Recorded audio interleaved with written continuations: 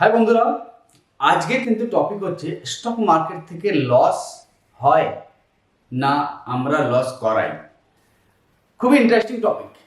দেখুন, ম্যাক্সিমাম সবাই হয়তো এটাই বলবেন, আমরা লস করি মতলব করাই মতলব।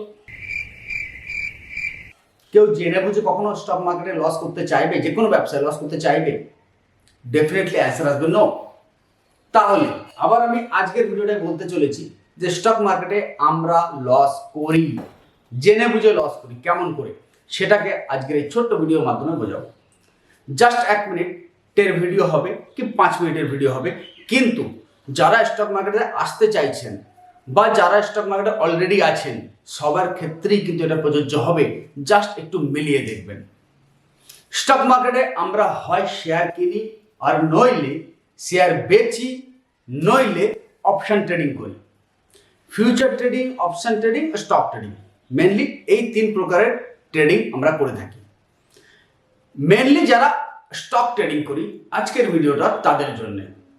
স্টক ট্রেডিংয়ে আপনি বলুন তো, আজ পর্যন্ত যত শেয়ার আপনি কিনেছেন, ধরুন 1 বছর আগে কোনো শেয়ার কিনেছিলেন, 6 মাস আগে কোনো শেয়ার কিনেছিলেন, কেনার পর শেয়ারের দাম নিচে যাচ্ছে, আপনি নিজের হাতে সেটাকে বিক্রি করেছেন, সেল করেছেন, কিন্তু সেই শেয়ারটার দাম কি আজ পর্যন্ত উপরে আসেনি? ডেফিনেটলি এসেছে।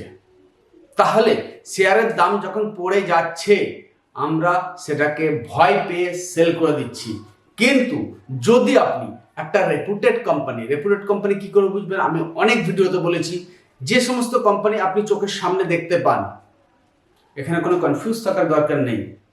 যে সমস্ত কোম্পানি দেখতে পান মিন্স সাবান, তেল, কোলগেট যা আপনি ইউজ করছেন তার কোম্পানিকে খুঁজুন। এসবিআইতে যে পয়সা জমা করছেন সেখানে কোম্পানি দেখুন। ভারত গ্যাস ইউজ করছেন সেখানে কোম্পানি দেখুন। গাড়ি ইউজ করছেন, কোন গাড়ি ইউজ করছেন? কাপড় পরছেন, কোনো ব্র্যান্ডেড কাপড় পরছেন কিনা, রেমন্ডের।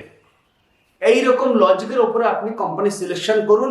বাইং করার পর হতে পারে আপনি কোনো সময় ভুল জায়গায় বাইং করে ফেলেছেন, কিন্তু যদি আপনার লস করার ইচ্ছা না থাকে শেয়ারটাকে রেখে দিন।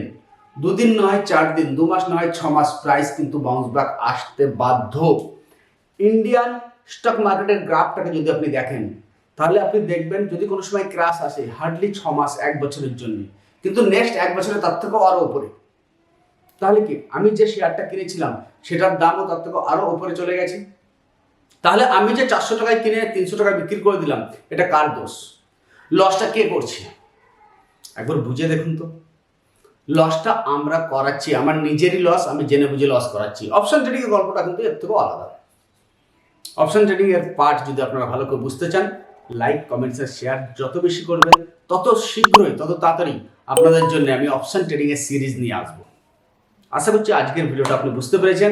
অর্থাৎ ইনভেস্টাররা ইনভেস্টমেন্ট করার লক্ষ্য নিয়ে যারা আসছেন তারা লস না করলেও শেয়ার মার্কেট থেকে কিন্তু আনএক্সপেক্টেড এবং ভালো প্রফিট সবসময় করতে পারবেন। Thank you. জয় হিন্দ, জয় ভারত।